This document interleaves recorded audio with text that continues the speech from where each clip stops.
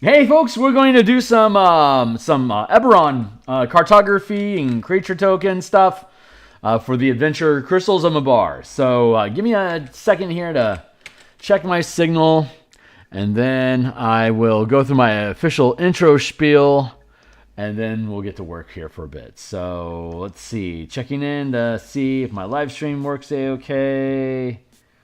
Mic check, 1, 2, 3. Groovy Tuesday. All right, guys. I can't believe I just said that. Kill me. All right. So we're off to dad jokes already today. What a tragedy. Let's keep it going. So I'm going to go through my intro spiel here real quick, and then we'll talk about what we're actually doing here. So, hey, my name's Phil Kearney.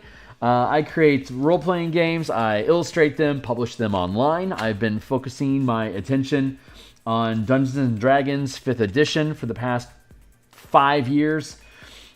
There are a slew of books that I've already created and published on DMsGuild that have extensive free previews. So if you're here usually just for the artwork, there's probably about 150 different illustrations among the books that are just posted down below. There's more elsewhere. And I'll start doing stock art on Patreon, I believe, in the new year. And so if you're here for the pixels and the artwork, check it out. Like I said, the free previews, they're extensive free previews, so tons of art there for you. If you're a D&D enthusiast and you're here for the 5e, the things I designed are mainly meant for both DMs and players to use on either side of the screen. And I run campaigns from level 1 to 20 in about 200 to 250 hours.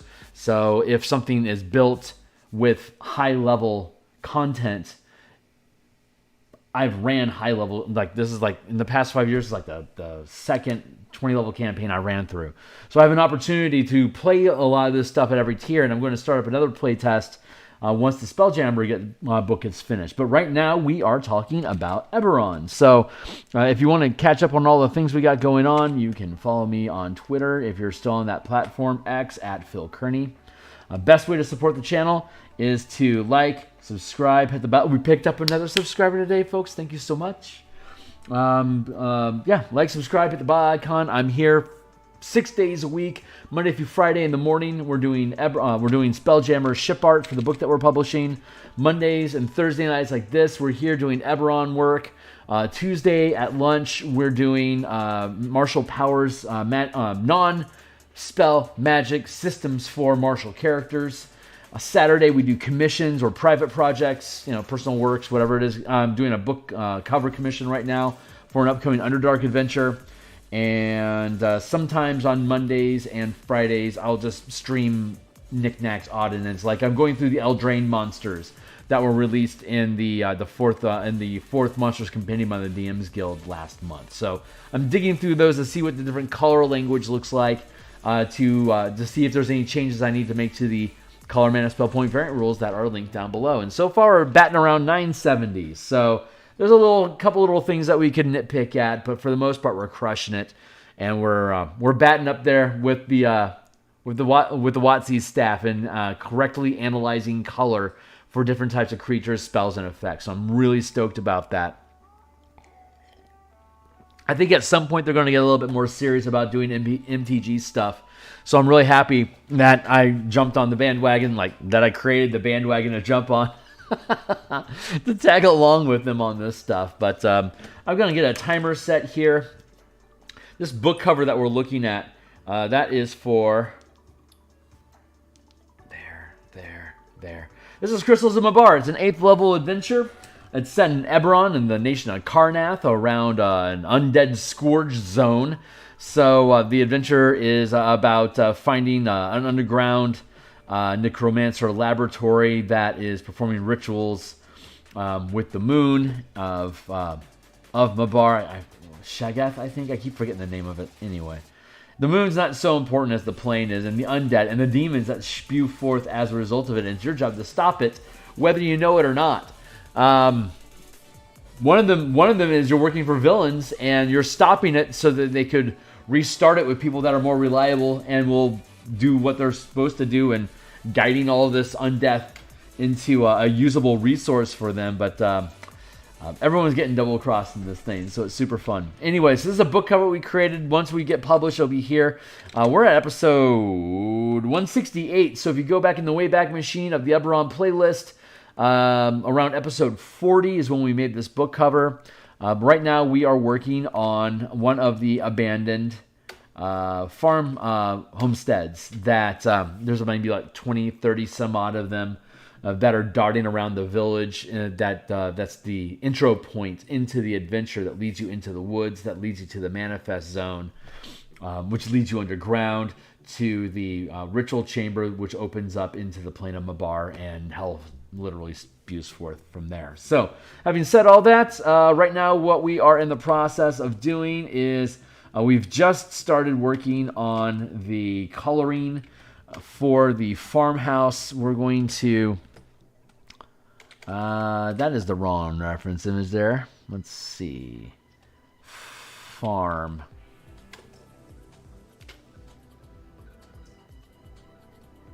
No, those are floors. I don't need that anymore. Let's see. I am looking for assets from Thorpe. Thank you. And now I'm just getting reacquainted, so forgive my clumsiness. Color roofs, stables, homestead, grid, reference. Why do I feel like I'm missing something? So give me a few moments here for me to get reacquainted with this.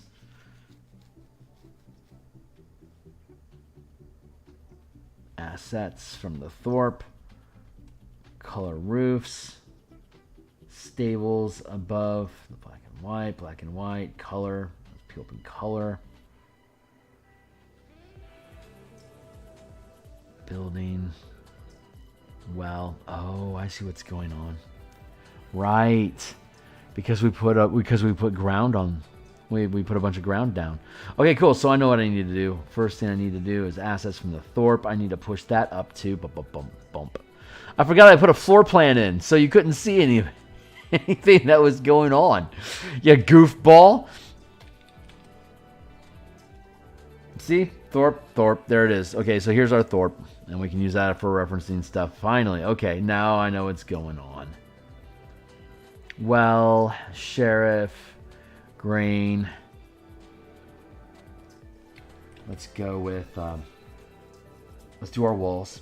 So we'll start working on walls.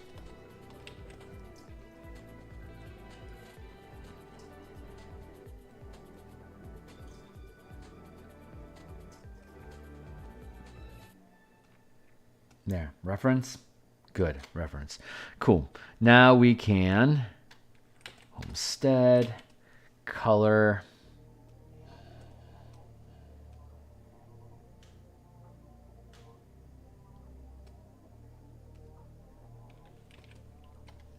homestead color,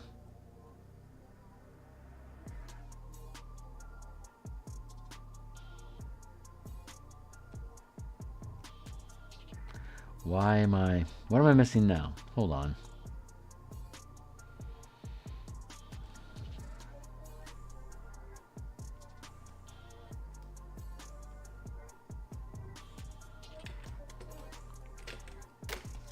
Because I'm looking at the barn. Derp-a-dur. We'll get our shit together here in a few minutes, folks. I swear. We're going to talk about stuff and have fun. Now we're good. And this. Right. And this. Good. So we'll call this ground. I'm supposed to call that ground. Pull this out of the homestead. So we close up the homestead. Color, ground, homestead, color. We'll call that floor.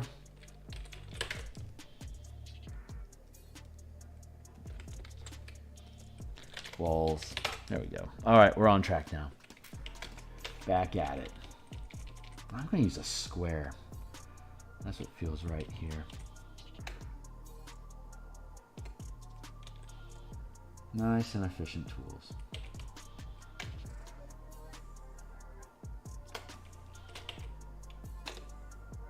For every task, a proper tool.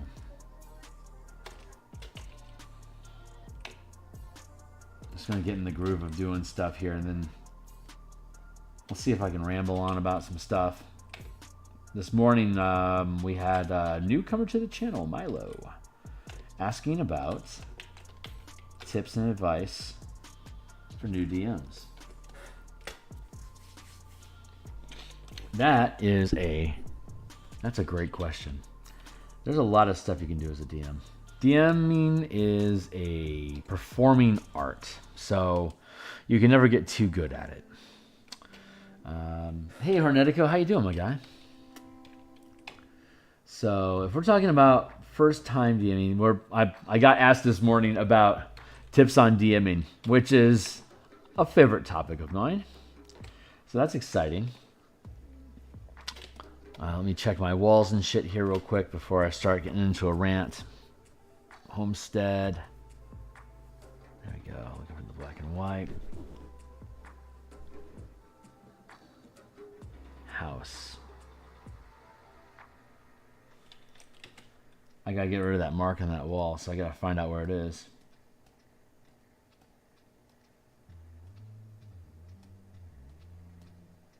I'm thinking about. I'm thinking a lot about the opening steps and adventures and stuff, because I've got 2 new campaigns I'm going to be starting here in the new year. My home table is completing their Groundhog Day campaign, so they're going to be starting over at first level or whatever. It'll be a completely new campaign, and hey, working on your team. Excellent. Keep at it, man. Quality takes time. Let it burn. Let it burn. Let's see. I'm going to...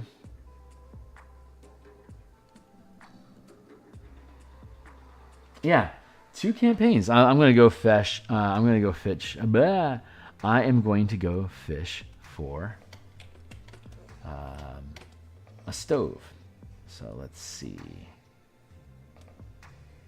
There we go.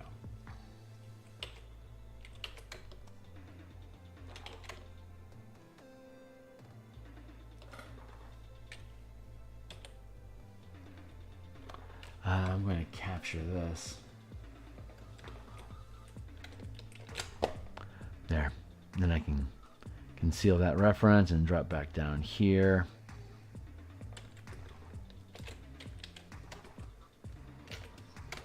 Get this guy up across the board.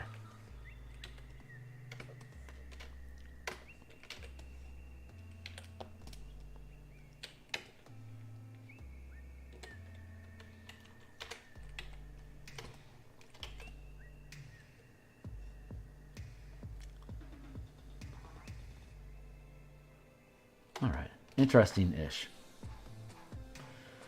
Let's see. Let's go with a base stone structure here. Go up here to references, and we'll go back down to here to walls, and then blip. Let's scoot this out of the way. Wait. Trash. Cool. Let's see. What are we talking about? Campaigns. Yeah, new campaigns happening. So I get to go through the creative process of pulling together the different assets and setting the scope of the campaign, and I get to do that all on stream. So I am really looking forward to building one of my 20 level campaigns here with you guys. Will it be a 20 level campaign? Actually, that's a really great question. We may decide not to do a 1 to 20 character campaign, but instead we may be looking to do a guild resource campaign. And in that format, all the characters are 6th level, and they don't gain levels. You just get more resources that you can spend on different things, like my God. Hold on. This is the most lopsided thing I think I've done in a while. I need to fix this thing. Holy crabs.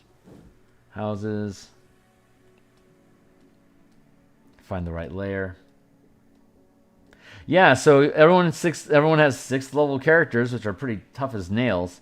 I don't know. Maybe we'll start off with like lower level characters, and then as they rank up their recruiting resources, they can get higher level characters. But I don't think I want to exceed 6th level. Like, I love E6 campaigns. They are super, super fun, and don't necessarily want to leave that behind. What I do need to do, though, is adjust this. Oh my god, this thing is so lopsided. It's crazy. There we go. This is the good half.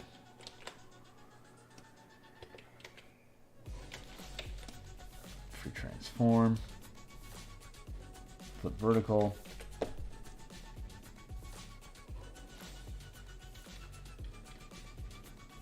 But we'll need to build mining craft. We'll need to build defender fighter craft. We'll need to build combat mecha. We'll need to build the frame for the mining operation in general. But what's missing from all this is any real personality. So that's a component that I'm going to have to touch base with the team about to see. If they want to do this resource game, do they want to have main characters, or do they want to have just a squadron style where you just pick the right character for the job, and if they get killed, then you can just recruit a new one and then regain the stat block that way. And that's what I think I would prefer to do. But we may potentially have some new players with us that could potentially be cheated of the experience of what D&D is like if we had that sort of resource style of game. They wouldn't have an individual character with developing personalities. So I'm not convinced on that one yet. I'd love, for my own personal gain, I would love to do that, but I don't know if that's really fair to the newcomers. Pop my neck.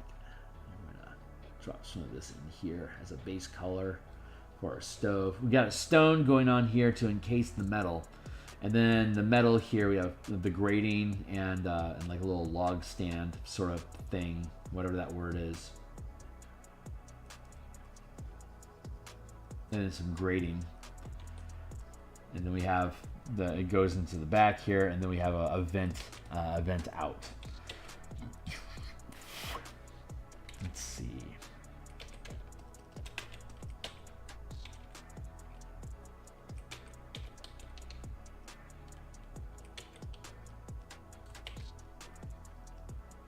And that doesn't really help. That doesn't really help answer the question that was put to us this morning, which is, what's good DMing stuff. But I think I'm kind of rambling around the subject, which is, first you got to make sure you have buy-in from the people that are playing, that they think the idea is cool, that they're excited about what different type of how the adventure can curve into what you're doing. Does everyone like the genre that you're playing? Like this decentralized squadron pick and go sort of adventuring isn't for everybody. It's a lot of people like to have emotional attachment. It feels more gamified if you don't start taking the game personally. So there is a potential loss there that the players have to either be into or we need to avoid doing, because I want my main priority as a DM, of course, is for me to enjoy what we're doing. But beyond that is I'm also caretaking for the rest of the players that are there. I want to make sure that they're having fun too. So I need to make sure that the story that we're even engaging in is something that they care about in the first place. Plant you a pumpkin. What up? Hey, yo. How you doing, my guy? So yeah, we're talking about we're talking about like DM basics, like stuff to think about, like tips for DM, which was the question that got brought to us this morning.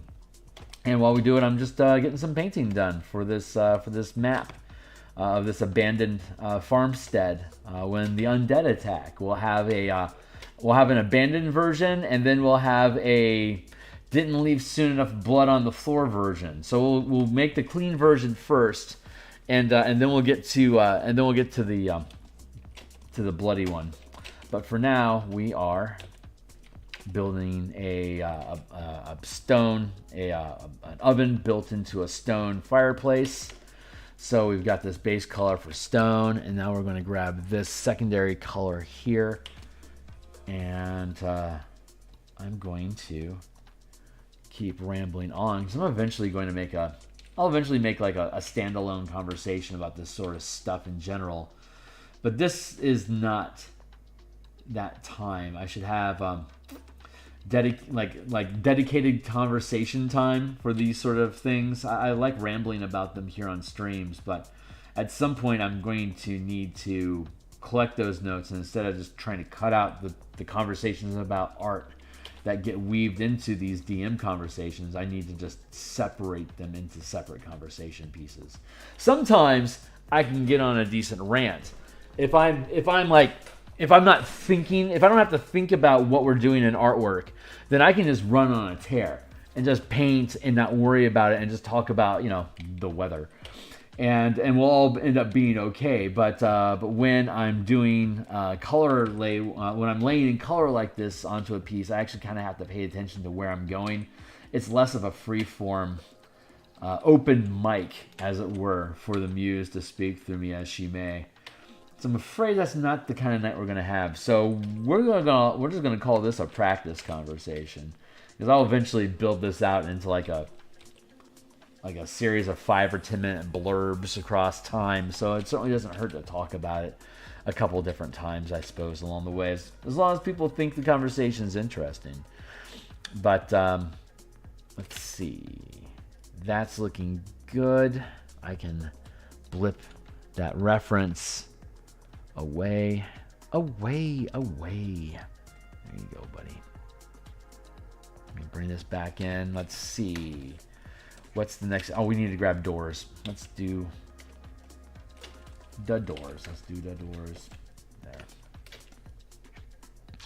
Hide that reference. And then we'll go back down to colors. And I think what we're looking at here is what? Stone, stove. That's a good. So we'll call this, what is this? Oven. No. Yeah, stove.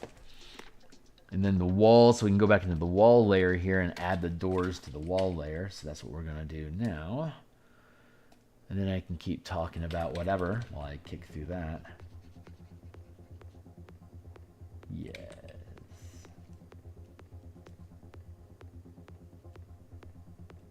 So yeah, you really, if you're going to build a campaign, you got to make sure you have investment from the people that are going to be playing it. That sounds like all this stuff is going to sound like really no duh. But the reason that it gets mentioned, and I'm certainly not going to be the first person that's probably mentioned any of this shit, but maybe if I say it, it'll sink in. So the reason these examples get used and they sound like no duh things is because this shit actually happens. And until you're actively, consciously thinking about how are you sculpting an experience from your audience, which are the players, then you're going to stumble into this shit and you're going to learn it the hard way. So let the old grognards here take the hits for you. We've already taken the wound and lost the friends and had the girlfriends break up the table and all that other BS that happens. Like wishes gone out of control. Like there's plenty of experience from the old school Longtooths if you can tolerate our rambling. Ooh, it's time for a sip of coffee while we're at it. Ah, that is so good. We're building doors here. All right, keep at it. Door. So yeah, making sure you know what people want to actually do. And if they're first time, then they're just looking for something simple. So keep it simple. Do something really, really basic with just an easy little murder mystery with a fight at the end or something. You could even grab the red box from Beckme and the original Dungeons and Dragons Basic Edition. You can seriously just run that choose your own adventure thing and bounce from number to number and just narrate what's happening and tell the players to do what they're supposed to do whenever the instructions underneath that word, that room bubble tells you what's next. So like that choose your own adventure style of Beckney's setup in the original basic, that was very literally your DM can just read along. It's like, oh, no, it's just choose your own adventure. Except that you are narrating what's going on through the box texts that are provided. And then you're saying to the players, this is the situation that shows up. What do you want to do? And then the players make the choice. And it's like, okay, we can do these different things. What do you want to do? And then if the DM wants to be daring, you can be like, okay, so... that's like if there's two options like turn left or right in the corridor, and the team is like, well, we want to listen to see if there's anything ahead. Then that, as a DM, you would flip to the page that was in the basic book and look at what it says. It's like, oh, this is what you'll hear, stuff like that. Just like taking the initiative on doing those sort of things. But it's an easy guideline. It's like a fun walkthrough to like as a first introduction to running a game as a dungeon master. I think it's just a fantastic... It's a choose your own adventure. If you can wrap your head around choose your own adventures, then and you roll the dice to see which page you turn to, you already understand how to DM. The only thing that a DM is really doing is where like I was talking about this 2 weeks ago. It's that you are looking at what the most probable things are going to be done as a response. Like you go into a room, there's a tunnel, goes left and right. You don't expect them to dig through the floor and go hunting for another floor. You expect them to turn left or right. But if they do try to dig through the floor or do something unexpected, then that's when you have to improvise stuff. But generally, you want to have the two or three most obvious reactions or things that they're going to want to do wherever it is that they're at in the story right now. And that's your choose your own adventure. It's like room 1 branches off into room 2 and 3. So turn to the text about room 2 if they go to the room 2, or turn to the text in room 3 if they go to room 3. And that's how you navigate through a dungeon. So a dungeon is basically a spatially, like all the pages of the dungeon are connected by corridors. And when you finish room 1, you can choose room 2 or 3. So which one do you want? You go to room 2, and you know what that room looks like because it has a shape. And then it's basically just a choose your own choose your own adventure entry from there. And then you just respond to what happens. But it's not knowing what the characters are going, like what the players are thinking about doing, that causes a lot of the panic that goes into first time DMing, because you can't control what the team is going to do, and you're so new, you don't know how to bait them into choosing what you want them to choose. You don't know how to steer your audience. That's an improvisation skill that you have to acquire over time, and the only way you can really acquire it over time is to learn how you are not succeeding at it. So it's art, man. You got to screw art up for you to get good at it. So my first advice is it's art, and think about it as performing art. Now the players don't have the same luxury as you. Get to it. There we go. Good. See, the players don't really... The audience for the players are the other players, but at the same time, those players are also looking to have an audience.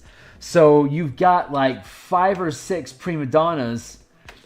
The game suggests 4, and I actually prefer 3 players at your table. And it's in all reality, it's the DM who's the only one that actually gets to act, that has a forced audience, that has to listen to what you say.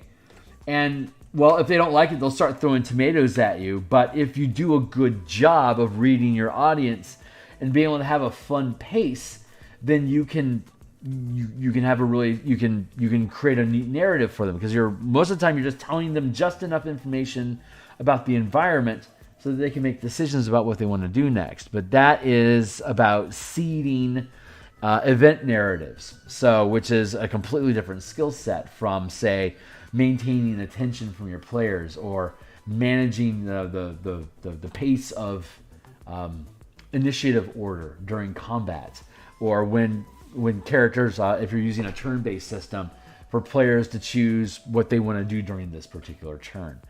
So it's a very broad subject. I need to go hunt for a wishing well right now. Give me a moment.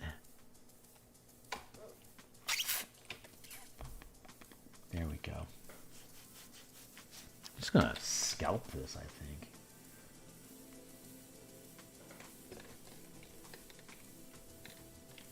Copy. There we go.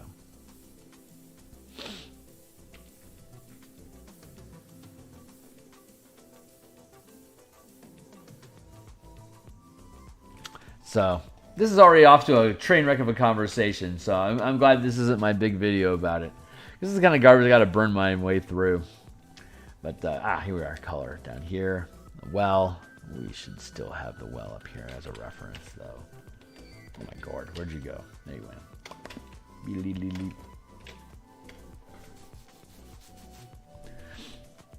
Can I just...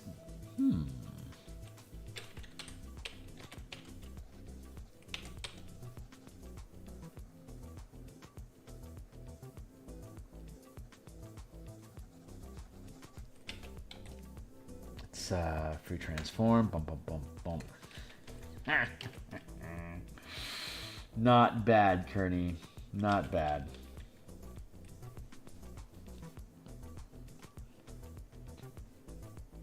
Duplicate the layer. Push it over to the side. I'll take this. Bump, bump, bump, bump. Wait. Well, black and white. Stitch those up. Color. Well, perfect. I mean, yeah, that was easy. We aren't quite done yet because we don't need the bucket, so we can get rid of that.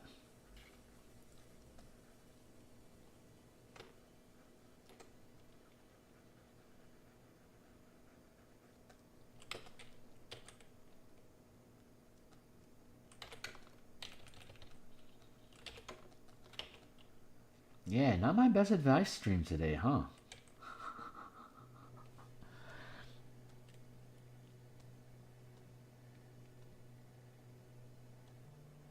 Wait. Where the hell is that coming from?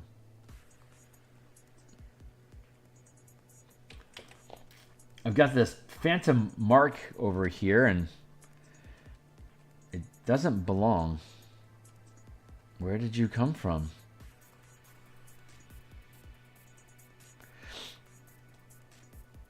There you are. Very good. Very good, very good, very good. Stitch that all back up. Good. Good, good, good. Everything's back on track. Let's see.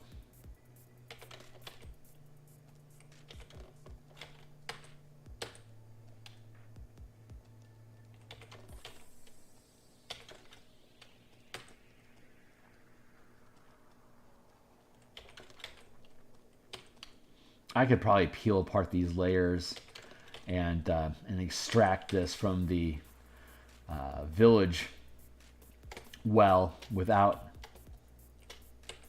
you know, having to worry about getting rid of all this stuff. But honestly, I think this is kind of fun.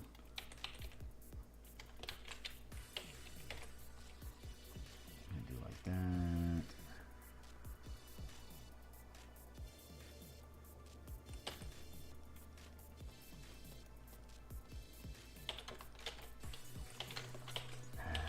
Let's see. What's some other impractical advice I can provide? Know the rules.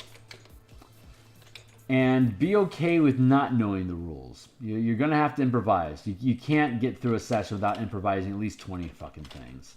So just get used to it. Being off balance is an art.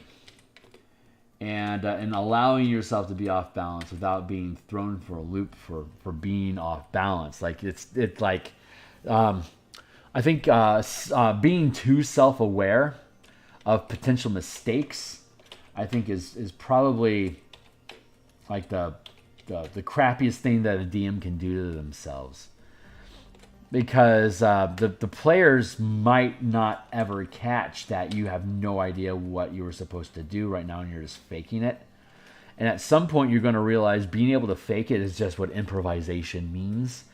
And once you get into that space where you're actually comfortable with improvising, then you don't really have to do a lot of prep anymore, because you can just make it up as you go along. Even with something that is complained about as complex as 5e is, you don't have to actually prep anything. And the lazier, to quote Mike Shea, the lazier you are, well, I don't know if it's an actual quote, but he was the guy that made the Lazy Dungeon Master book, which I have not read. I need to, because I suspect I would agree with like a shitload of stuff that he has in there. But I need to read it to know it. I don't think I fell into the right folder. Nope, I am not trusting that. There we go. Just like that. Rip, blop.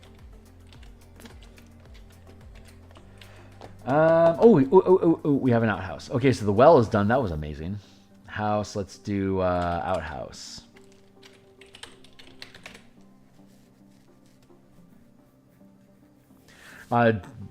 D&D starts in dungeons because dungeons are incredibly simple. They're finite spaces.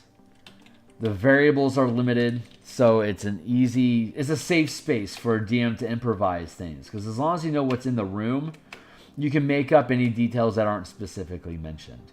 If you know what creatures are around, you can just use common sense about, is this something that's going to piss them off, or is this something that that there's a possibility that the team could get away with. And I'm being nebulous in my descriptions here intentionally because there's so many variables. So I was actually writing a book about adventure design that kind of falls in these lines. But it got to a point where I was using so many examples. Like, I'd have to set up these scenarios like, hey, here's the idea of an adventure XYZ. Okay, now that you have that established, here's the point I was trying to make about this dungeon mastering technique. And it got to the point where, like, I would look at it as like, Jesus, that's like half a page of setup just to make a 2-sentence point, but you needed the context. The decision ultimately was, well, why not just make an adventure that you can point to page 67, and this is how you can restructure a combat to be an exploration or a social challenge instead. So you go to page 67, you see a standoff against guards at the top at the entrance of an underground facility that's been hired to not let you go through. It could be combat, but here's ways that you could shift that into a social or exploration challenge instead, which is stuff that we actually have in the adventure. So when you go into the adventure, you can see a direct, literal example of a scenario that's being offered in combat, social, or exploration format of gameplay. So you can use it as a living example of where you would move throughout this document to get there. The idea was to publish it on DMsGuild and then bundle it with the adventure so you can get both at half price, so you can get them both together for the cost of one. But I don't know if I'm going to stay on the DMsGuild long enough to actually pull that off or not. But it's a fun idea. I mean, it's what created this adventure in the first place, because we just randomed up an adventure. We created a randomizing list of different events and locations and NPC villains to create a random adventure. And this was about like 3 years ago that this thing was first being put together. And now that ChatGPT is out there, ChatGPT basically does the same thing that we were offering as a randomizer, like as an analog randomizer. And a lot of the book was about how to take random ideas and spin them into yarns of adventure that you could then create like these different plot points that you're moving through the adventure in these different chains of event down these different pathways. And depending on how the team responds to the different content in your choose your own adventure determines which pathway they're going down, right? I mean, that's pretty straightforward and obvious. So when you get to these different points, you drop in an event that forces them to take some sort of action or potentially ratchet up the risk to them, like through taking damage or revealing themselves, and now all the future encounters are going to be more dangerous, or blah, blah, blah, blah, blah, blah, blah, blah, blah. And that's where you get into threading together what kind of a challenge are they going to face. Like, if your team loves combat, then on a scale of 1 to 10, if they're like, yeah, combat is 7. It's like if you were to divvy up these things, you only had 10 points of adventure resources to dump into your adventure, and you have 3 pillars: social, exploration, and combat. How many of your adventure pellets do you want to shit down each one of those different options of adventure? So if you get a team, if you have 4 people on your team, that's going to be 40 pebbles that are going to be split across 3 tiers. And then when you go across those, the 3 pillars, and when you total up the number of pebbles that are in each of them, you know how much shit you got to do for combat, how much shit you got to do for exploration, how much shit you got to do for social. So that helps lay down where your team's ratios are at, what they actually like, how do they like to do adventure. Like, well, that's an easy way to be able to build out that formatting. So that's like some of the stuff that we cover in the book. But we haven't gotten around to making the book yet because we wanted to make the adventure first, and now I don't even know if that's interesting to people anymore. I mean, I have footage of it from years ago when I was first building the thing and how it works. So it's not like anyone can ever like claim I'm doing a chat GPT shenanigan. It's like, no, it's just, here's the document. It's been around forever. I just don't draw any attention to it because I'm busy doing other stuff right now. But I will eventually get back to that project. And it's just a fun little analog adventure builder. And while you're at it, it's just got a shitload of advice about like how to thread things together, how to pace things out, how to keep things from being boring, yada, yada, yada, yada, yada, yada, yada. It's kind of fun. Wait for it. There we go. Outhouse. That was easy.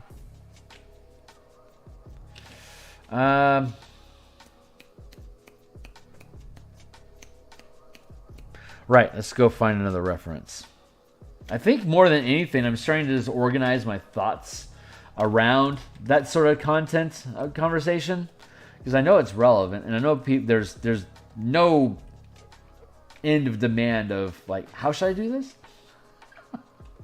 And if you've been around, you have answers, right? So I mean, that's super useful. I like to be useful. I like to do my best. Let's do railing.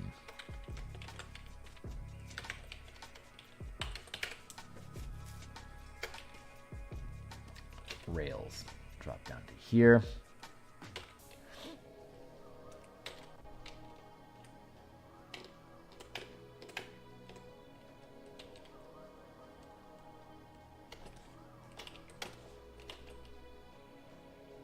Build my knob.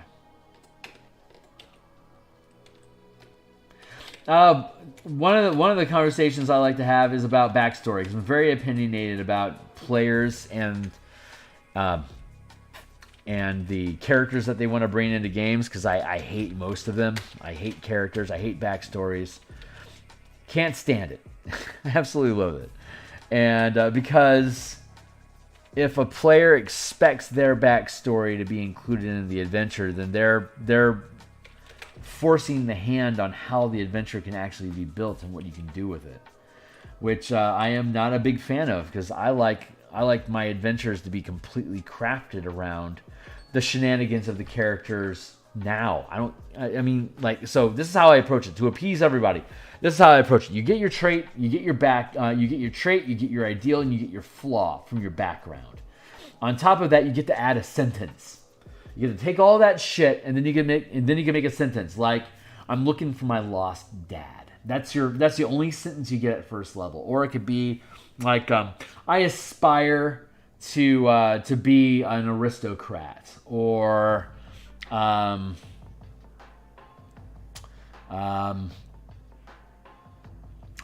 seeking fame and fortune. That's sort of like simple trite statements like that. And if your character survives first level, then you get to add more sentences. You get to take your traits, your bonds, your traits, bonds, and ideals. Thank you. And then you're growing sentence structure. And if you're going to go from level 1 to 20, by the end of the 20th level, you've got 20 sentences that you've made about yourself that you're making as you go and play the adventure. So what's happening in the adventure, if you're looking for your dad, and it's like, I think my dad, I've talked about this one before, like, I think my dad may be in the caravan raiders that we were hired to put a stop to. And like, that is a reasonable request for a player to say, you know, I think it'd be super cool if my dad was in this band of rogues, you know, and then you can build that into the narrative. But when you only have one sentence at a time that you're doling out in very small doses, then it lets, if a player is interested in having a relevant story that they're going to ever be able to tell, then they have to start thinking about, what is it that I want this character to be, and what's going on. Since I only get one sentence by second level, what's going on inside the adventure right now that's going to let me have more of my character's background story get revealed during the course of whatever this adventure is. Because I only got one sentence. Otherwise, the DM doesn't give a fuck. So as a DM, if that is the approach that you take, then you are going to you don't have to worry about integrating that character into your storyline, because the player is now going to be motivated to do it himself. 1 second, I gotta go fish for stairways. Okay, it's the same color. There.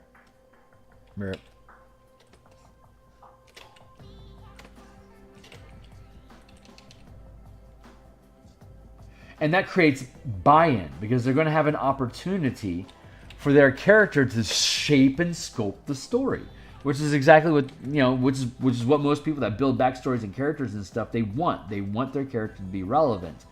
But I think the biggest pitfall for players is that they get way too much up into what they think their character should be and should be able to do, without really knowing what the vibe of the room is. So that's a rant. I've had that rant before, and that will eventually be converted into a story time. But that's a way for new DMs to not get overwhelmed with player expectations, because you don't let them have any. Just deny them any opportunities. This is what we're going to play. This is how it's going to be. And if you think it's cool, we can do more of it. If you don't like it, either someone else could take over, or I could try something completely different. But you keep checking in with your team, which is another big point. Keep checking in with your team. Make sure they're super on board with whatever it is that you got going on, so that they're going to want to show up, and when they do, they're excited, and they aren't sabotaging your efforts to build things because you're framing it around their developing characters' personalities. I need to go back into the homestead here, to the 5-foot scale, to the house, and find this weird little nub that we have here. I think I'm going to find it further down here. Bam. Very good. So get rid of those. Another piece of advice I usually give: keep your maps as shitty as possible. Never, ever, ever, ever, ever let them think that you took time to build something, because they'll immediately know forevermore when you don't. So you'll never be able to trick them. You can use set pieces if you want, and like an adventure like I'm building here provides literally all the set pieces that you need. And I provide random terrain that you can just throw something together improvisationally. So you're always using the same language, which is a big benefit of picking up a purchased product. But in my own home campaigns, I never ever try harder than shitty like this is the level, I will show you. This is the level of quality that my team gets in D&D. And I will tell them how big the room is. And if I think it's important that there's like a grid. I use Roll20 as my VTT, so I'll just throw open a random grid. Here you go. The room's 20 by 20. Have at it, Haas. And then they got their an actual grid. Like this. Like if this is the map, I would have just drawn this like really shitty, like here, and like here's the front porch, and like inside there's a room, and here's another room, and there's a back porch, and there's a door here, and there's a door here. And there's a door here, and there's a door here. Yeah, they open inward, and like this one opens outward, and this one opens inward, and this one opens inward. And yeah, and there's stairs going down. Like that's the highest. Like seriously, that's the level of quality that I work at my home table. It's ugly as hell, but it does two things. One, they know that they're not going to glean any information off of those rudimentary maps, so they aren't looking at the map for tactical decisions. They're being forced into a pseudo theater of the mind space where they immediately don't have reliance on what's going on the screen. And instead, they're asking questions. And if what they're asking for warrants a map, then I can just build an impromptu map. But like all the shit that's in there and whatever is like, a room is going to be full with whatever a player wants to throw at a monster. That's what's in the room. What do you want to hit something with? That's there. So you don't even have to stress out about like your presentation. Like I was just explaining, it's best that you don't. Because the less effort you put into it, the less they'll know when you're just freewheeling it. Like I said, I freewheel like a massive amount of my games.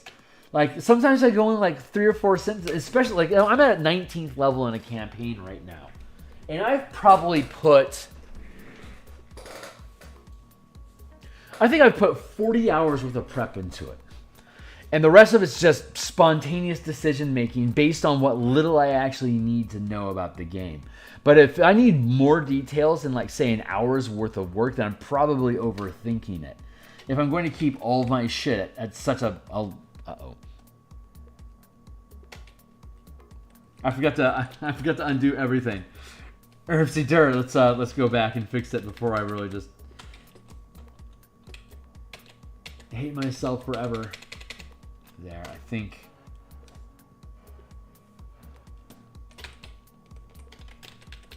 Yeah, we're good now.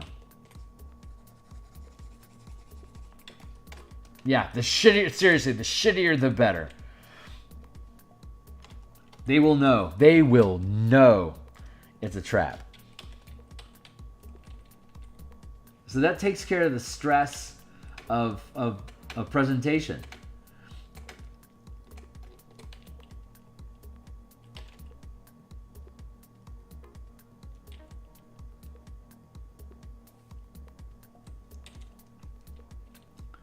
And knowing the story, I think, is a good way of expressing this idea. Knowing the story, as in like know what your villain, why the NPCs are there, why the villains are there, why the victims are there, why the protectors are there. There's only 3 types of people.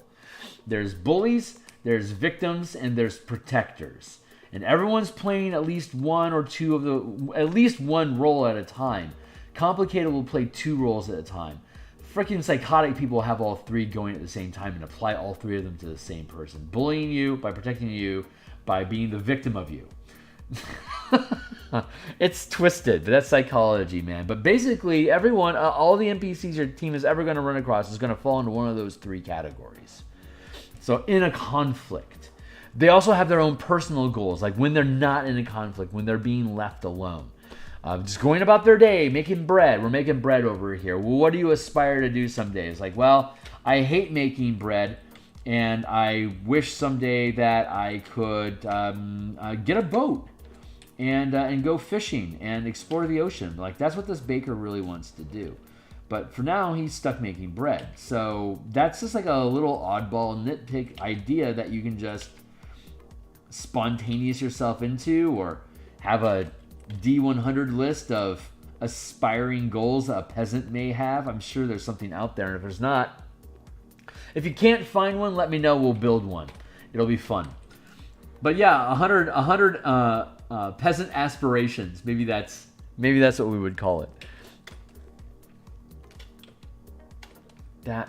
looks pretty good. What did I do with my... How did my stairs go?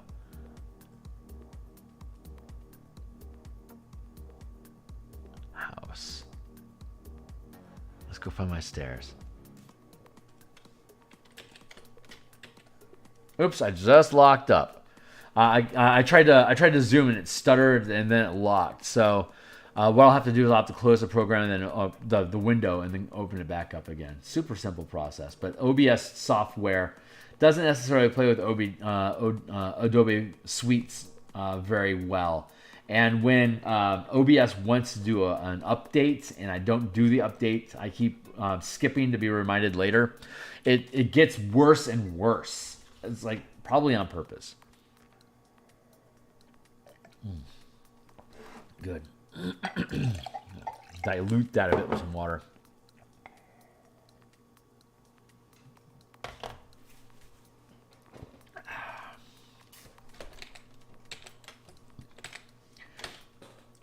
How we got around here? Got some folks? Hey, cool. We got some folks watching. Thanks a lot for being here, guys. Appreciate it. Let's see. When we go look at stairs now. Yep, stairs are empty. That's good. Let's see. Doors, we got it. We got the door frames.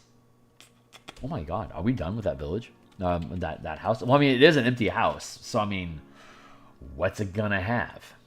So, shit, yeah, dude. Okay, cool. That one is done. That is done. That is done. Where are we at?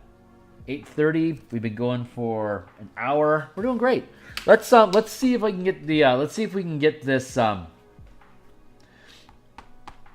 word I'm looking for is stables. Thank you. Jeez, McCrack. So we're going to open up a reference. The house is done. Garden, cornfield. Stitch that back shut. Outhouse, house, rails.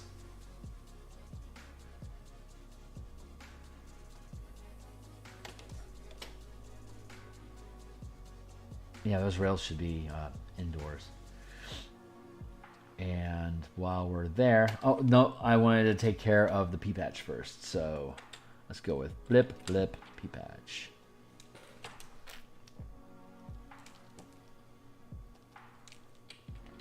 Pea patch. What's this railing color here? It's just a fence.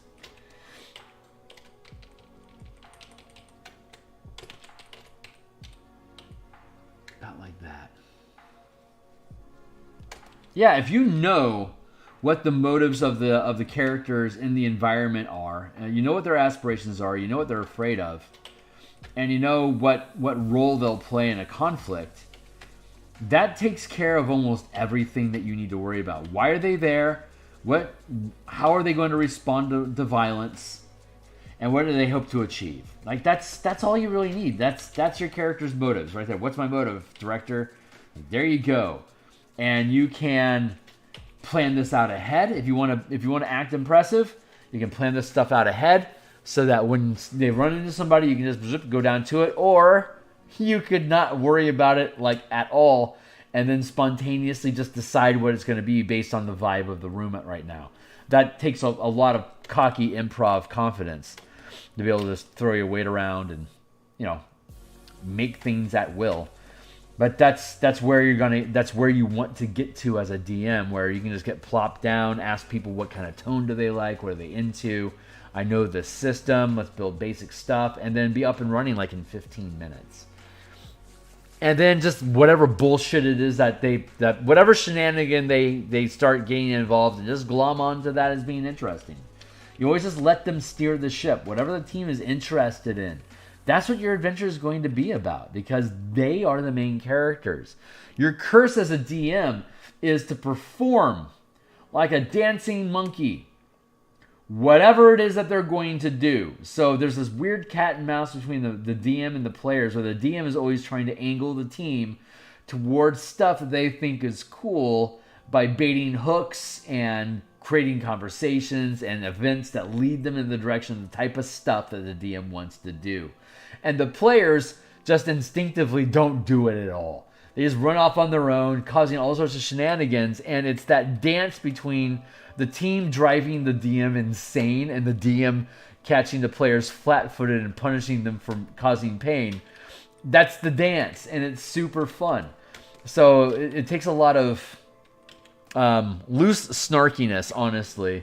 Like you have to have this stance of the players are always just going to throw you for a loop. There's absolutely nothing you can do about it. So you just need to be on board and enjoy the ride. You can't have any ego about what's going on inside the adventure because the DM is not the main character. They just get to play all the background stuff, all the NPCs, all of the extras that are in the movie. That's all on the DM. But they're all there to guide the light back to the players who are the main characters of the story to trigger responses to them. Get them answering questions about stuff. Make them think about things. Make them make decisions. And do that by hitting them with either a combat, exploration, or social challenge that will force... That's weird. That's clipped. I didn't actually finish that wall. That's funny. I'll come back and finish it when I get the walls in. But yeah, that's your job as a DM, is to trigger them into talking about or taking actions that they want to take inside of the prepared game space that you have. And again, the more comfortable you are with just spontaneously improvising different ideas, the less and less and less prep you need to have. So motives and responses and aspirations. Motives and aspirations are kind of the same thing. Motives are what they're actually doing. Aspirations are which they'd rather be doing.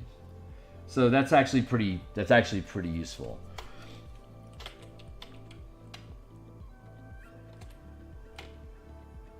Because that helps sculpt opportunities for the team to pick up on what's going on and to bait the NPCs into helping them more or providing them additional information they may not have already gotten. That's another fun topic of conversation. Is the team will always glean some sort of information from whatever it is that they're doing. If they're completely barking up the wrong tree, you got to change what the tree is. Because your story isn't so important that it can't just be modified on the fly to accommodate whatever the hell it is that's in the characters' heads right now. I need to go find. Because they'll only stay frustrated for so long before they start losing the... So you start losing the audience, which are the main actors. So you end up having basically an actor's strike, and your campaign collapses because no one's playing it because your team refuses to engage with the content anymore. That's when they go murder hobo, or they just lean like completely into the shenanigan tier of play. The fourth pillar of adventure is called shenanigans, which is basically when the players don't give a shit about what's going on. They're just having fun right now, so they're just gonna BS stuff. And when they get frustrated with a storyline, they default to the shenanigans. Like it's like there's too much effort and too much thinking going on, or we feel boxed in and trapped. So instead of us engaging the content with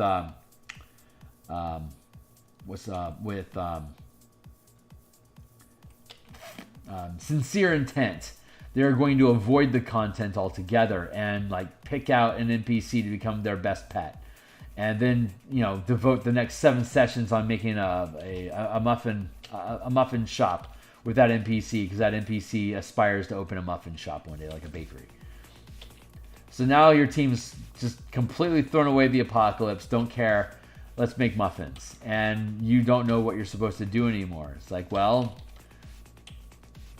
all mods are sleeping. The mods are sleeping, so all threads are now pony, or are now muffins. So you just got to bend the adventure into that.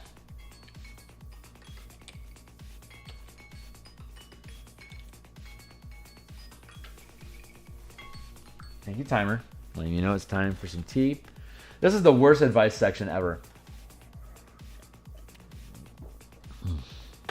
That's why I crash course these things here before I set them up for something I can actually talk about.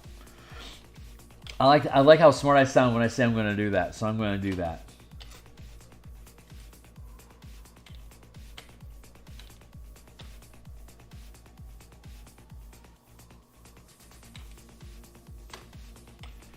Get these resolved.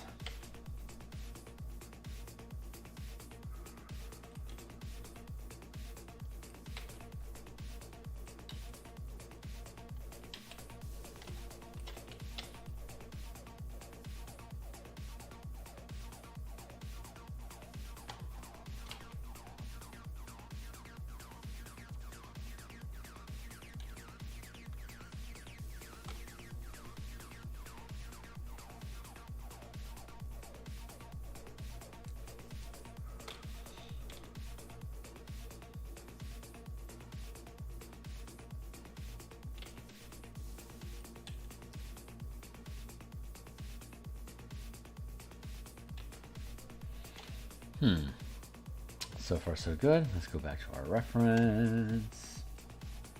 I apparently just ran out of stuff to save for a minute, so we're just going to let that sit.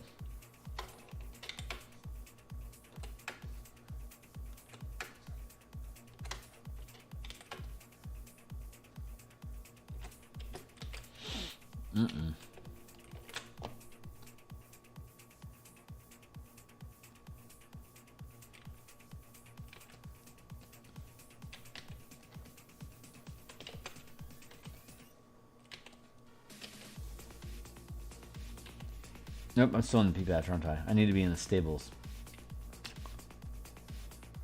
Yep, that's stable stuff. Cut.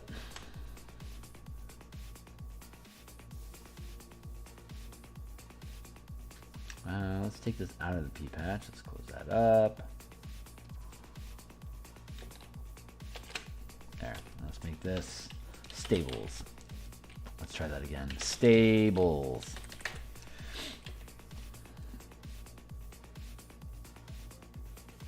Unexpected. Okay. Blip, blip.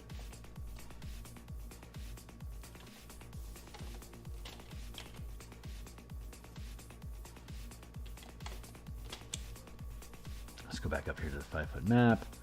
Let's go to our barn. That's what I'm supposed to be calling it. Barn. Barn.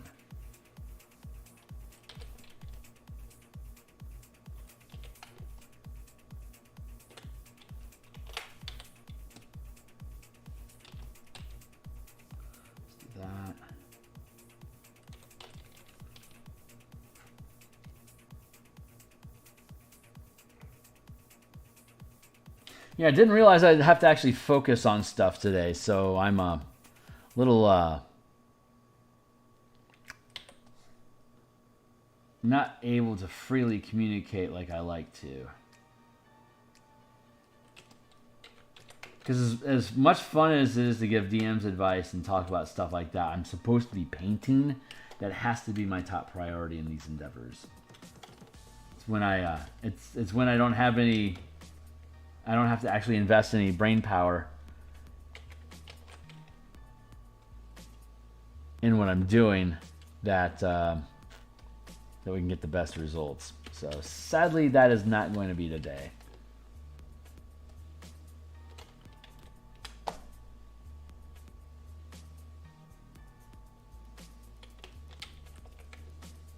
There we go. And let's have that line up in front of these hitching posts.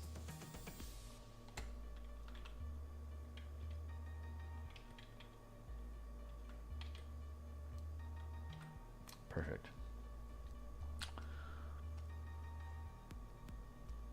Close that up. Back into stables. Back into stables. There we go.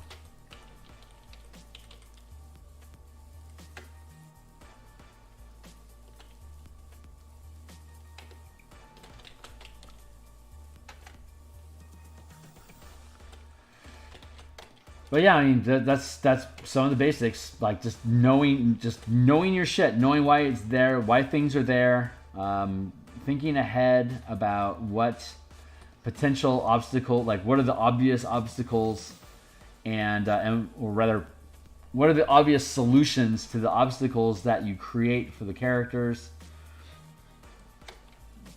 You want them to figure it out. You want them to solve it. But the way I like to describe it is like when you're wrestling with your dog, and they've got their favorite chew toy, and they're rah, rah, rah. They're growling and they're frothing and they're they're just wrestling with you with their teeth. It's the only thing they can wrestle with. So it's fun to have a little handle that they can compete with you against. That's what they want to do. And so that's what the players want to do. They want to feel like they know what they're doing, that they can throw their weight around, that they're making a difference, and they're having fun, and that they're equals.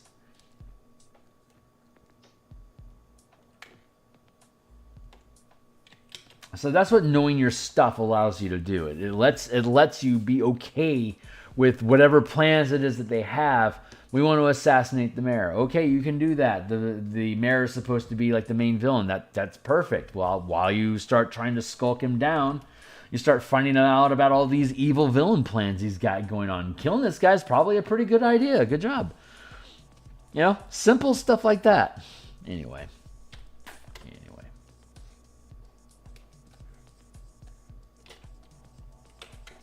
Let's go here.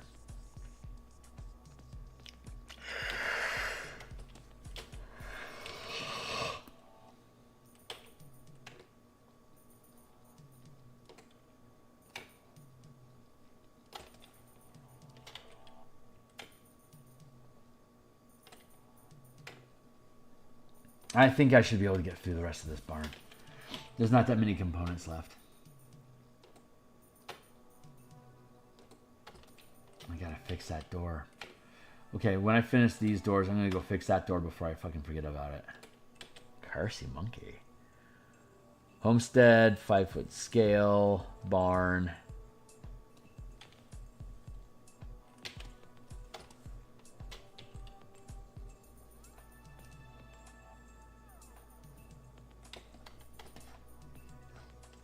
Yeah.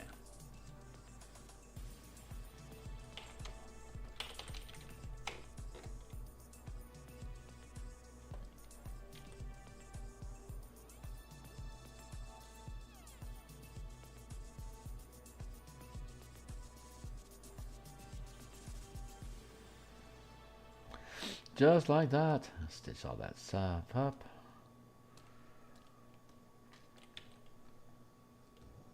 Get rid of those. Get rid of that. There we go. Much better.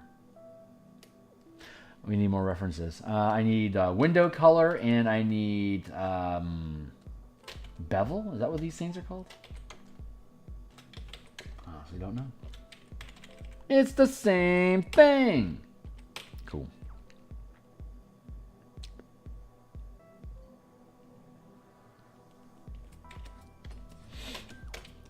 Up to here. Let's do our bevels first. No, that's not the right word. It's not bevel. God, I can't remember the name. Well, they're guides. They're basically guides.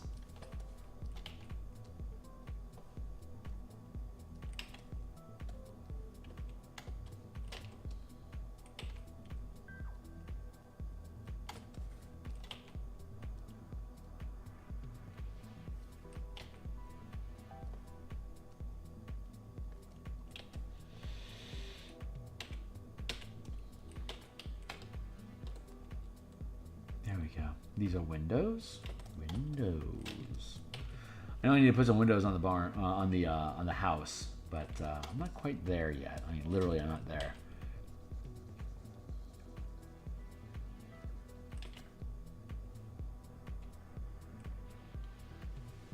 Yeah, we're gonna have this one without windows. That makes sense. One of them shouldn't have windows. How do we do the joints and how do we do the counters? So let's check that out. Hinges, thank you.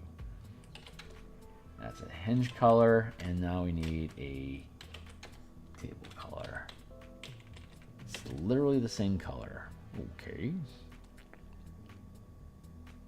And to that I say, why not?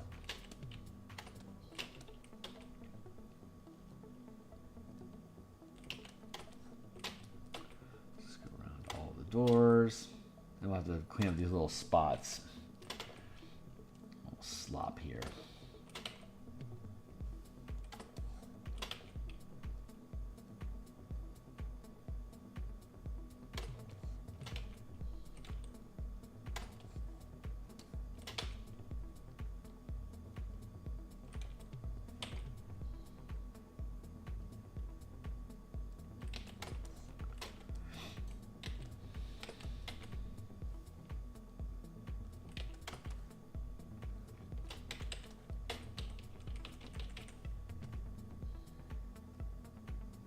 Push you down to the bottom.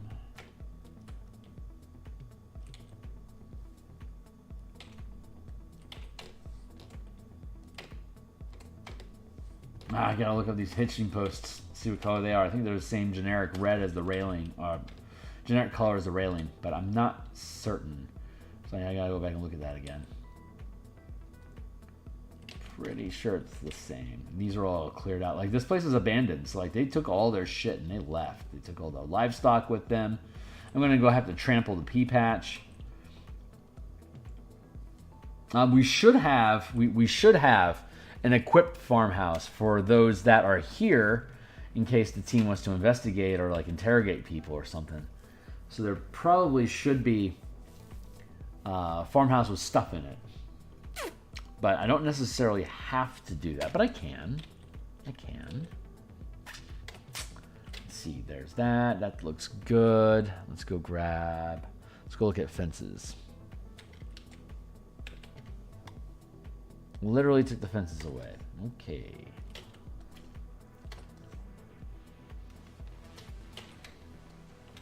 Let's do that.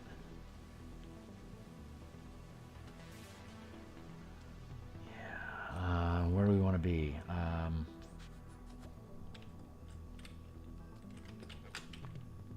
Call this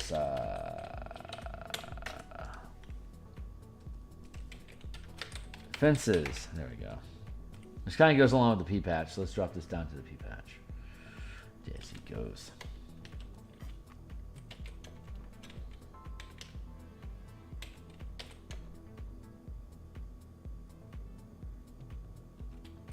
That wasn't my mission.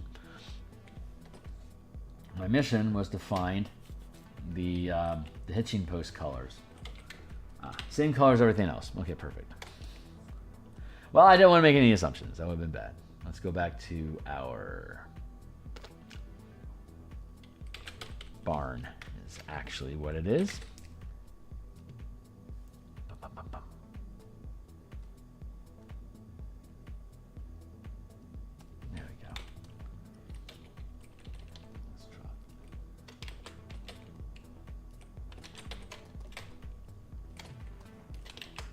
Come on, my dude. Thank you. There. 1, 2, 3.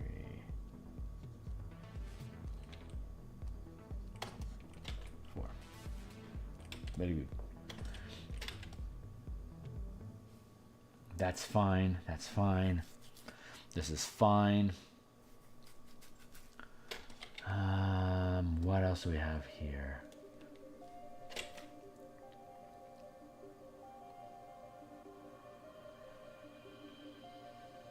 Grit floor, that's fine.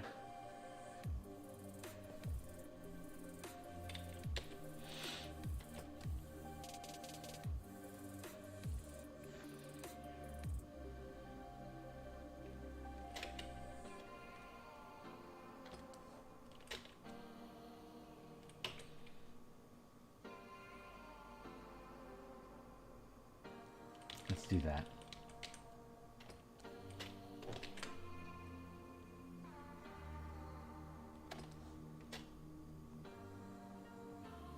Now, I guess I'm mending to do on some of these sentences. Yuck, yuck, yuck. Don't mind my brilliant puns.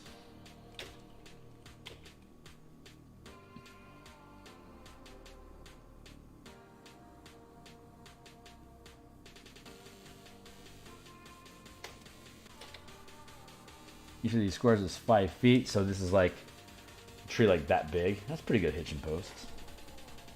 Or fence posts, sorry. Fence posts are maybe like this at typically at minimum, like 6x6. I don't think I've ever built a fence that wasn't just a 6x6 or, yeah, pretty much 6x6. Let's see, I need to go to, because I used to live on a ranch. That's my childhood. I'm gonna go to the garden.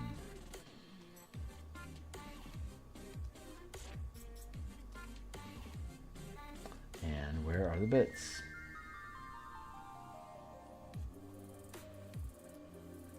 Fence. Fence. Let's grab a circle eraser and right size it.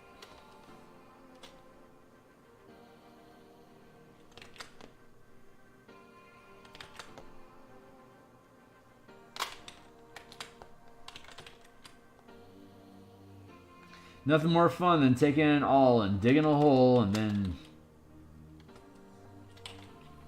dropping a post into it and then repeating the task over and over again. Good times. Good times, they say. Good times.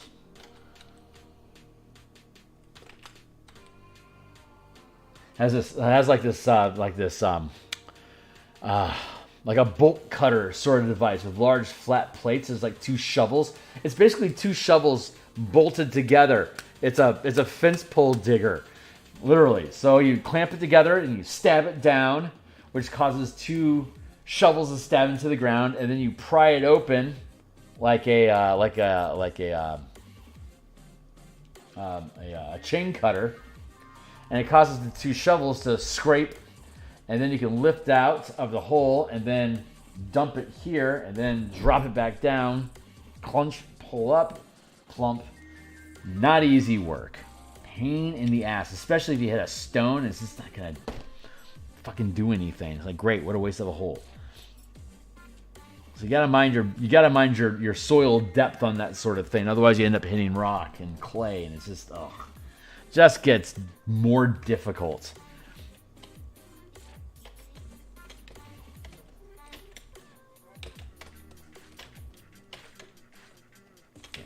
I think it's the same color, all things being equal.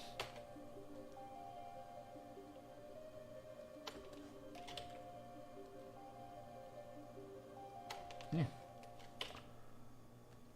Looks pretty same. A little different.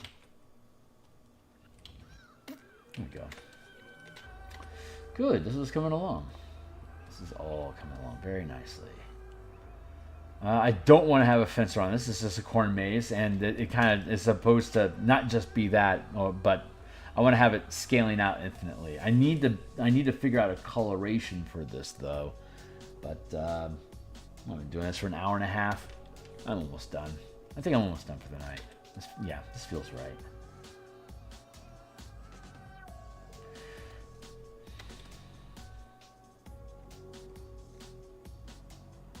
So, okay, so I'm going to put some windows in the house.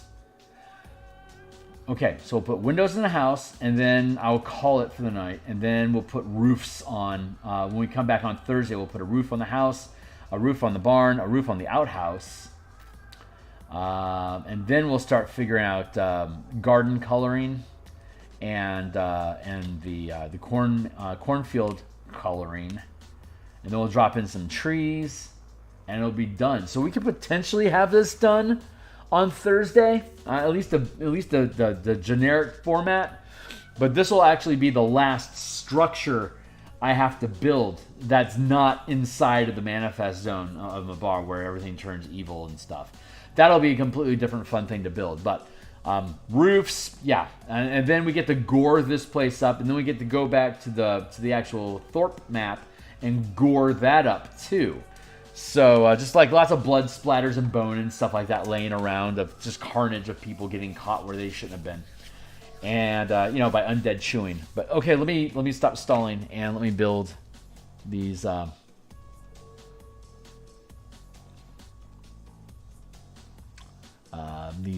windows real quick. So thank you, Timely Timer. You know what's up. I should be done in the next 20. So let's see. Garden, we'll stitch that up. Go to the barn. Yeah. This is where we need to be. Let me go back down to here. Yeah, this is where we want to be, like this.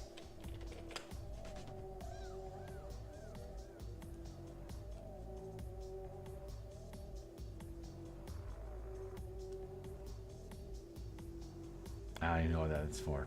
All right, close that up. Let's go to the actual house. Let's look at the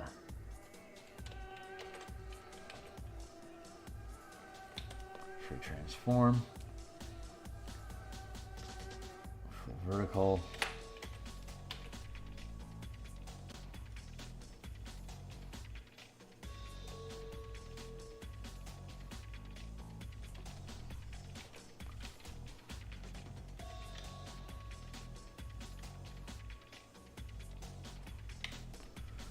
Huh, it's free transform. Let's flip this vertical. See how that.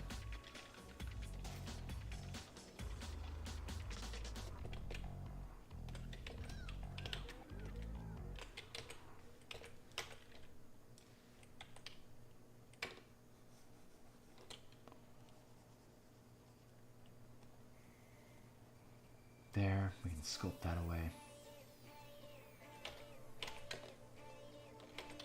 I like this song a lot.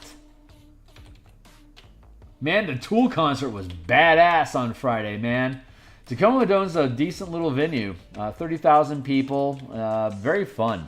Great visuals, of course. It's Tool. Good times. Good times. Would do again.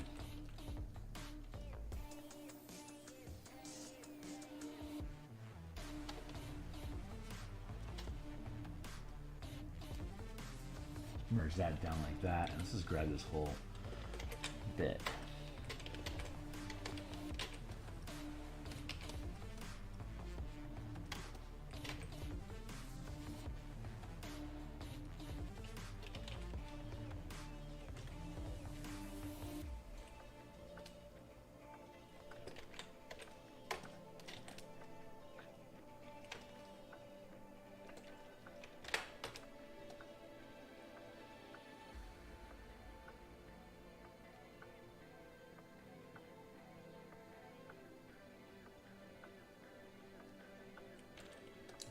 This at?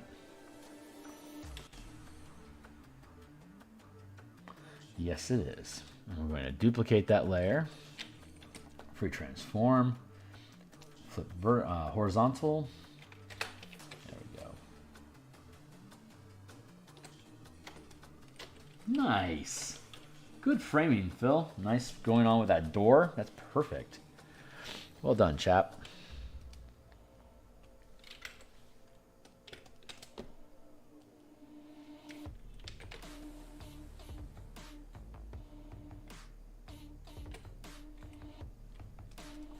Again.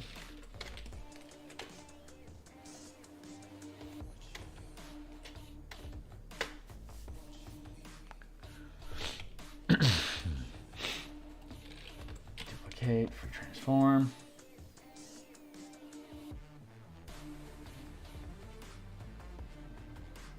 Something just went wrong.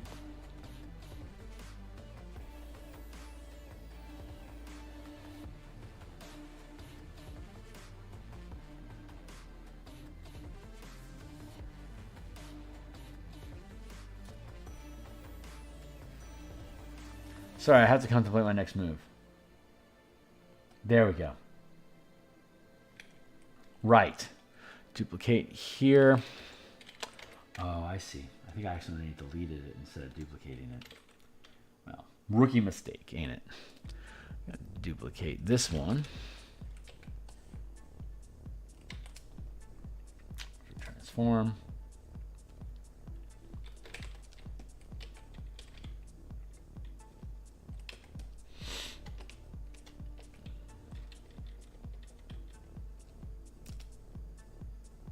Duplicate this layer.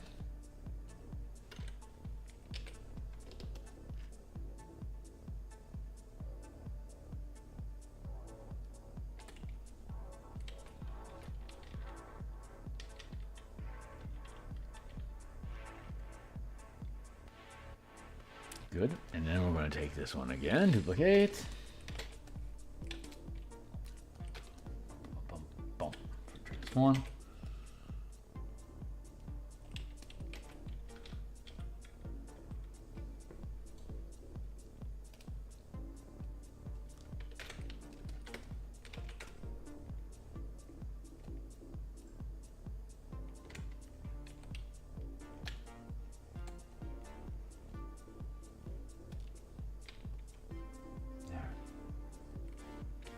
Good.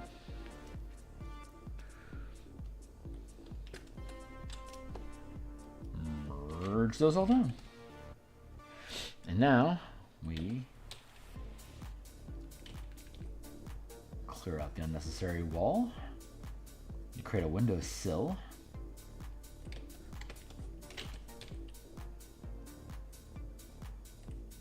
There we go.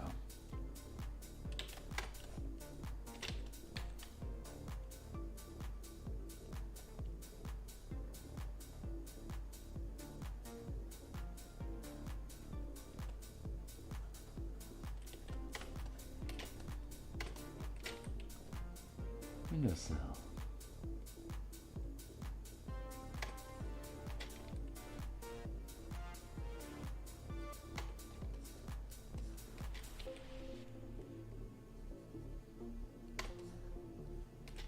Almost there.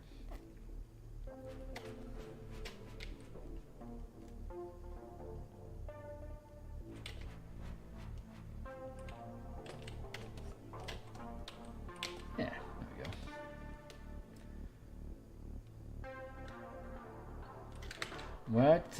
What color are we supposed to make the windowsill? So let me double check here.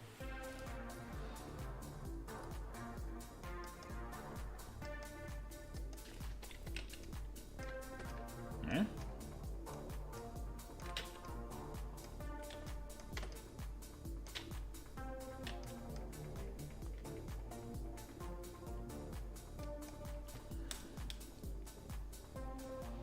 Let's see. House.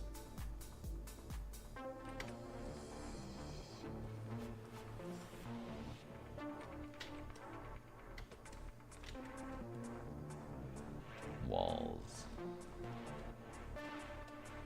Wall.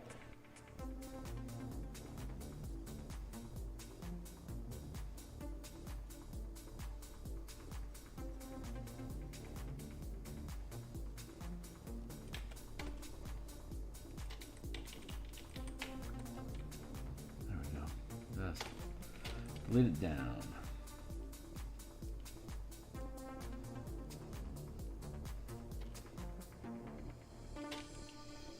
Oh, God bless me. I actually extended the flooring underneath the sill. That's so freaking fantastic. Except for there. Didn't do it there. Stay humble, Kearney. Stay humble. Oh, yeah. You're staying humble today, buddy.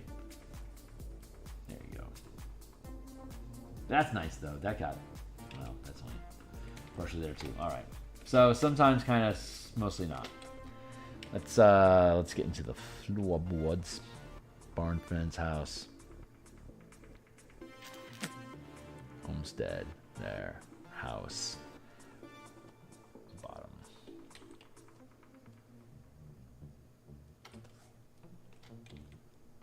Lumpy remnant. Homestead. House. Let's go to the floor. Oh, wait. One last thing. I think it's that same door color, but I do need to double check. Here.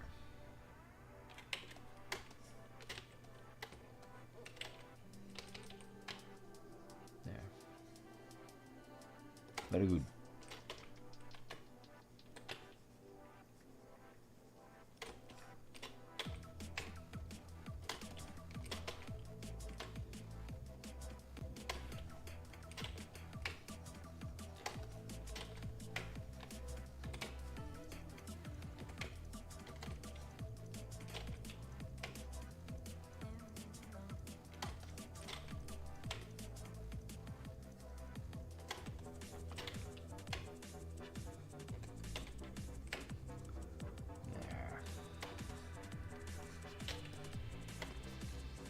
Good. Let's see. The next thing we need to do, we stitch up the wall. We have the floor. The floor is all on one layer, which is going to make things a lot easier for us. We're going to just do this.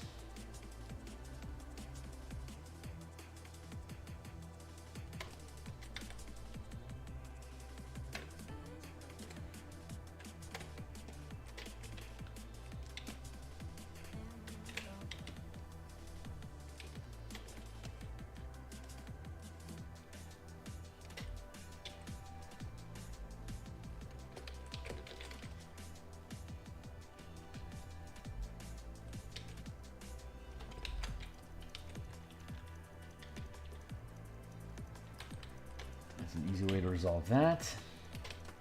We'll merge that down. Let's take this block here. We're probably using this tool.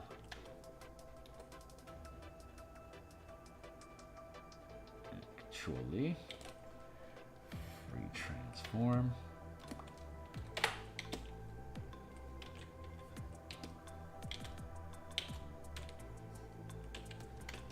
Just like that. And then here, we'll just grab another one of these blocks like this, paste, drop it here underneath the floorboards like that, line it up.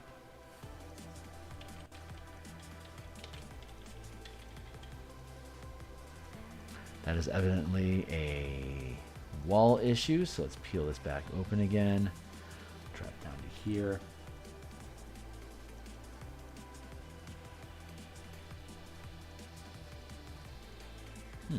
Interesting. Let's find out what that is.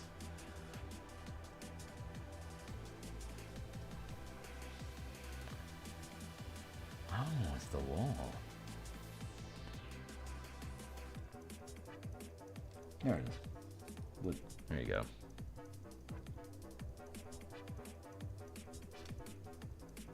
Perfect. Merge down.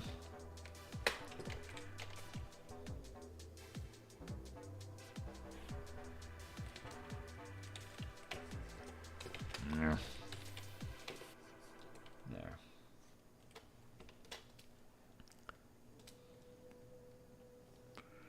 Merge down. This has that same wall problem. I can see it.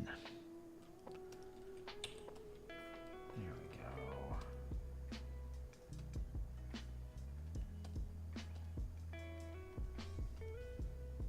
Nope, this one actually is the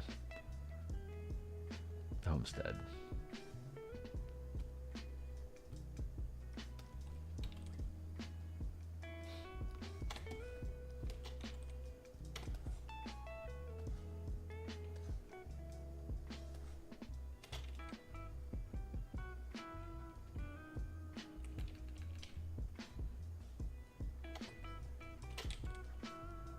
Okay, that's good now.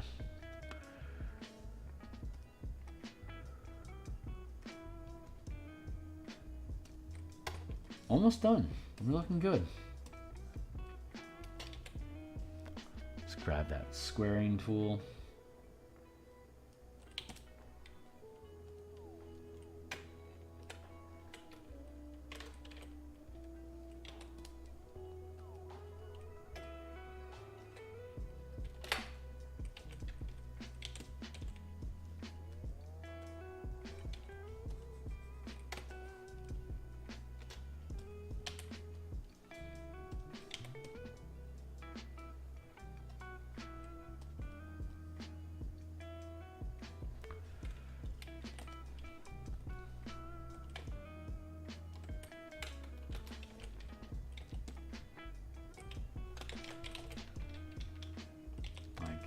Nope.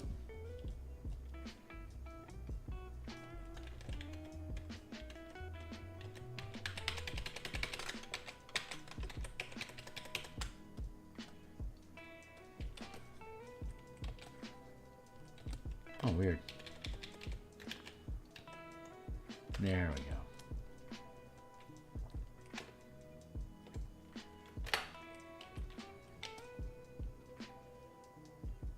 Cool, that got it. That's already covered, and here, let's do copy paste like that. I'll drop it underneath.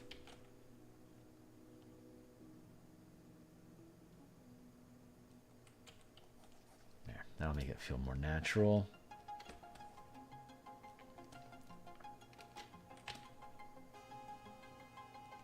One last little piece here, paste.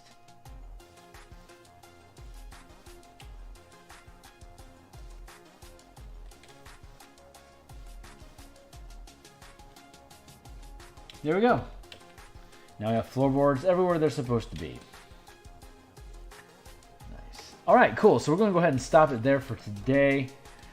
We have everything that was, so when we come back, like we were talking about, at this point we can put roofs on everything. We have 3 roofs to build, and then we'll have, we have to fix the garden by scuffing it up and clearing it out of the vegetation they would have taken with them on the way out of town. We'll need to do the same. I will have to have better corn stalk language than this, but a fun little corn maze is a neat idea. Thanks a lot for hanging out, guys. We just keep doing stuff until it's done. So we just push it forward a little bit every day.